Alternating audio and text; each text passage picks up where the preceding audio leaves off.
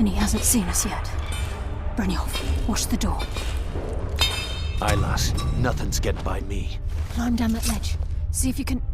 Carlia, when will you learn you can't get the drop on me?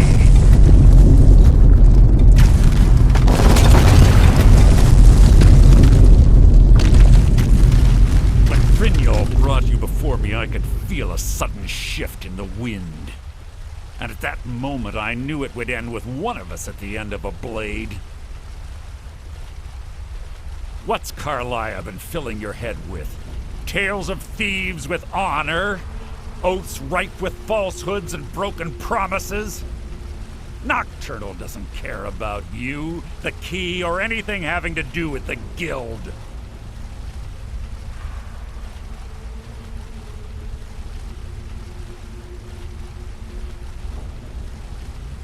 Revenge, is it? Have you learned nothing from your time with us? When will you open your eyes and realize how little my actions differ from yours? Both of us lie, cheat, and steal to further our own end. It's clear you'll never see the skeleton key as I do, as an instrument of limitless wealth. Instead, you've chosen to fall over your own foolish code. Then the die is cast, and once again my blade will taste nightingale blood. Carlia, I'll deal with you after I rid myself of your irksome companions. In the meantime, perhaps you and Brynjolf should get better acquainted.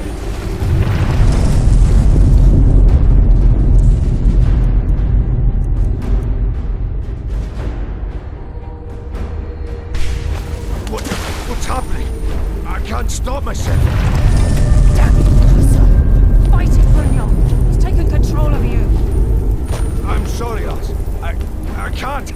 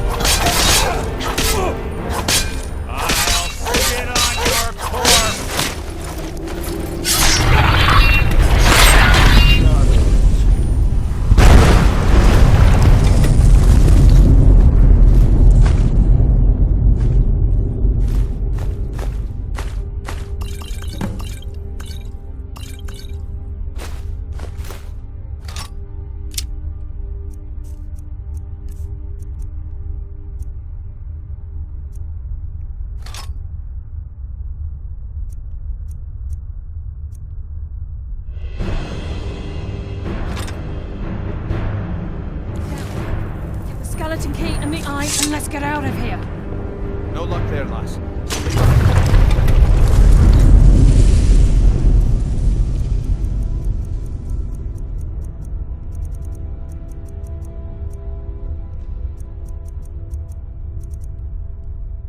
Fallen on the other side of the door because it isn't moving. We have to find another way out of here before the place fills with water.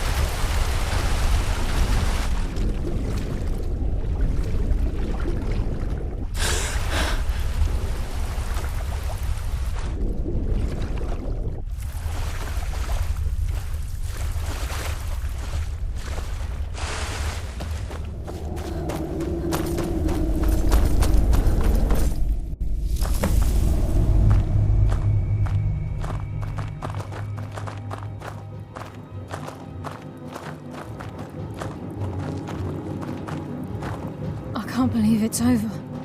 25 years in exile, and just like that, it's done. All that remains is to ensure the safe return of the skeleton key. I'm afraid it's not that simple. When the skeleton key was stolen from the Twilight Sepulchre, our access to the inner sanctum was removed. The only way to bring it back will be through the Pilgrim's Path. It wasn't created for the Nightingales. It was created to test those who wish to serve Nocturnal in other ways. As a consequence, I have no knowledge of what you'll be facing. Brynjolf is needed back at the Thieves Guild to keep order while you're away. And I can't bear to face Nocturnal after my failure to protect the key. I'm afraid you'll have to face the end of your journey alone. Take this with you. I'm not certain if it will help within the walls of the Sepulchre, but I certainly don't need it as much as you. I've had this bow almost my entire life, and it's never let me down. I hope it brings you the same luck.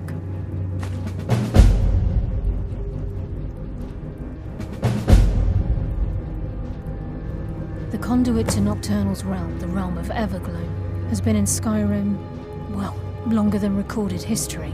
The Twilight Sepulchre was constructed around it by Man and Myr in order to shield it from those who would exploit its power. It's through this conduit that we're given Nocturnal's greatest gift, our luck. What she gains in return is a complete mystery. The Agent of Stealth is the master of remaining unseen. They are able to manipulate the darkness and use it to their advantage. On moonlit nights or in darkened rooms, this agent literally becomes invisible. Even though Nocturnal doesn't desire worship in the traditional sense, the Twilight Sepulchre propagated a small group of priests. Of course, they never come into direct contact with Nocturnal, but they insisted they had her favor. As part of their duties, the priests created all sorts of baseless rituals and ceremonies, all on Nocturnal's behalf. These priests weren't a threat to the skeleton key, or the conduit to Nocturnal's realm, so they were tolerated.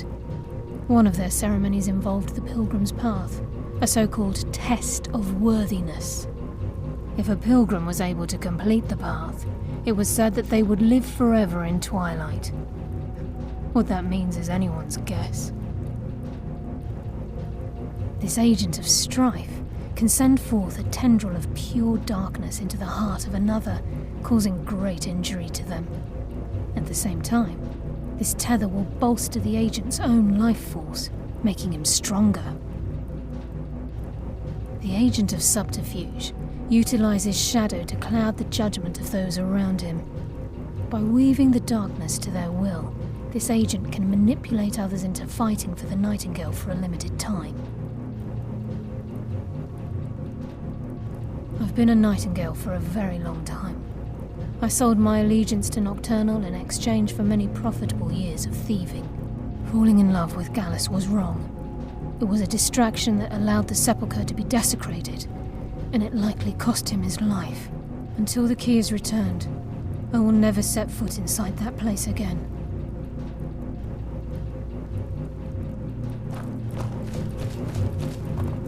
Sorry, lass. I've got important things to do. We'll speak another time.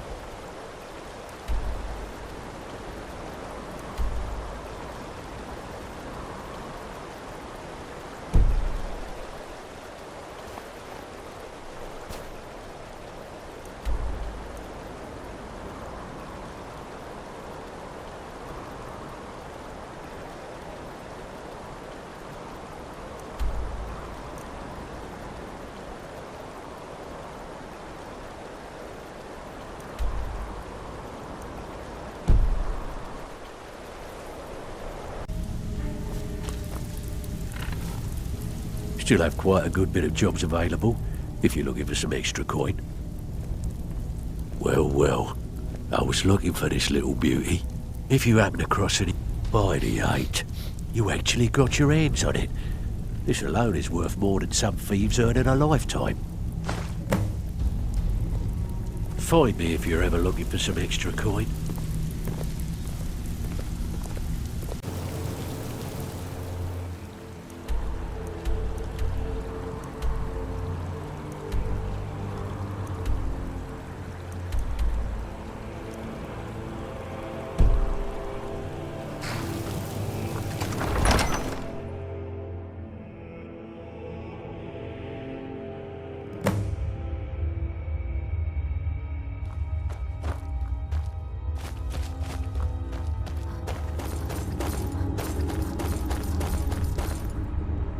I don't recognize you, but I sense that you're one of us. Who are you? The last of the Nightingale Sentinels, I'm afraid. I've defended the Sepulchre alone for what seems like an eternity. We were betrayed by one of our own kind. In fact, I'm to blame for what's happened here. I was blinded by dark treachery masquerading as friendship. Perhaps if I had been more vigilant, then Mercer Frey wouldn't have lured me to my fate and stolen the Skeleton Key. I haven't heard that name in a long time. How do you know of me? The key! You have the Skeleton Key! I never thought I'd see it again. And Mercer Frey? Then it's over, and my death wasn't in vain. I owe you a great deal, Nightingale.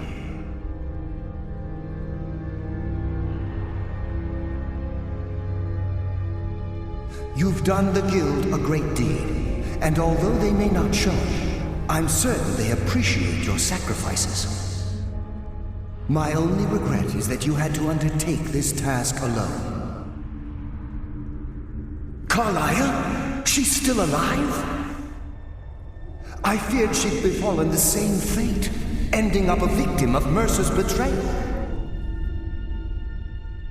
Nothing would bring me more pride than to return the key, but I'm afraid it's impossible. From the moment I arrived here, I felt myself, well, dying. The Sepulchre isn't merely a temple or a vault to house the key. Within these walls is the Ebonmere, a conduit to Nocturnal's realm of Everglow. When Mercer stole the key, that conduit closed, severely limiting our ties to her. I'm afraid so. I'm weakening, and I can feel myself slipping away. The years without restoration of my power have taken their toll.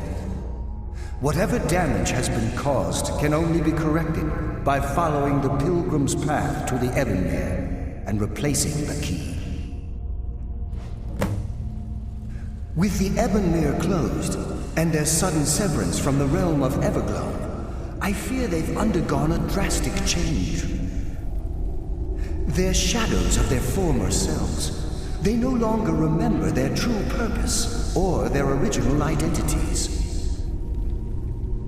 My spirit didn't manifest itself in the Sepulchre immediately, so fortunately I wasn't present when the Ebonmere was sealed. However, ever since that day, I've felt my power waning, slowly draining away. I wish I could help you, but I've been a prisoner in this very chamber for the last quarter century. The only possible help I've come across are the remains of some poor fellow who is trying to follow in your footsteps. Perhaps his journal can help? The Ebonmere is a conduit through which Nocturnal influences our world. Not through magic or blessings, but purely through luck. Yes, absolutely. Your skill is your own. Don't let anyone ever tell you otherwise. But Nocturnal, she influences our luck. Nearly imperceptible assistance we get when we ply our trade.